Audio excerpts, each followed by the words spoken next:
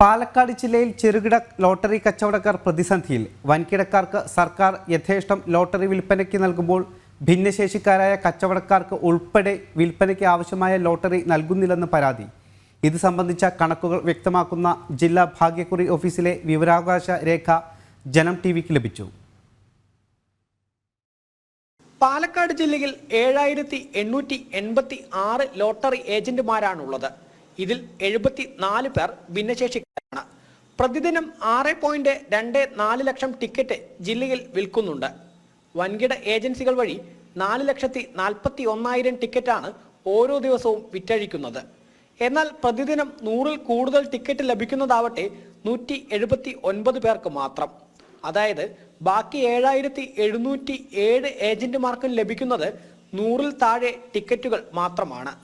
40 രൂപയുടെ ടിക്കറ്റിന് ഏജന്റ് വില 32.50 പൈസയാണ്. കമ്മീഷൻ 7 രൂപ 50 പൈസയും. 100 ടിക്കറ്റ് വിറ്റാൽ ഒരാൾക്ക് ലഭിക്കുന്നത് 750 രൂപ. ഇതിലൂടെ വ്യക്തമാവുന്നത് സർക്കാരിന് സാമ്പത്തികമായി വലിയ വരുമാനം ഉണ്ടാക്കി നൽകുന്ന ലോട്ടറി കച്ചവടക്കാർക്ക് വെയിലും മഴയും കൊണ്ടിട്ടും ലഭിക്കുന്നത് തുച്ഛമായ പ്രതിഫലമാണെന്നതാണ്. ഇത് ന്യൂനപക്ഷം വരുന്ന വൻകിട ഏജന്റുമാരാണ് ഈ ലോട്ടറി മേഖല കൈകാര്യം ചെയ്തു വരുന്നത്. ഈ വിൽപ്പനക്കാർക്ക് സർക്കാർ തന്നെ നേരിട്ട് ലോട്ടറി അനുവദിക്കാൻ തയ്യാറായാൽ ഈ വൻകിട ഏജന്റുമാരുടെ ചൂഷണം ഇല്ലാതാക്കാൻ വേണ്ടി കഴിയും. അതിനുള്ള നടപടി ജില്ലാ ലോട്ടറി ഓഫീസ് കൈക്കൊള്ളുന്നില്ല എന്നാണ് വസ്തുത. അവർക്ക് ടിക്കറ്റ് ലഭ്യമാക്കാനുള്ള ഒരു നടപടി ഉണ്ടാവുന്നില്ല. ഒരാൾക്ക് ഒരു 25 ടിക്കറ്റ് പോലും ലഭിക്കാത്ത അവസ്ഥയാണ് ഇന്നുള്ളത്.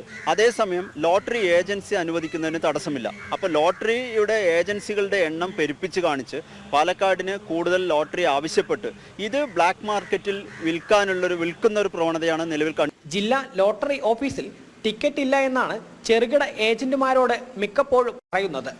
എന്നാൽ വൻകിടക്കാർക്ക് വേണ്ടുവോളം ടിക്കറ്റ് നൽകുന്നുണ്ട് എന്ന് വിവരാവകാശ രേഖകൾ വ്യക്തമാക്കുന്നു.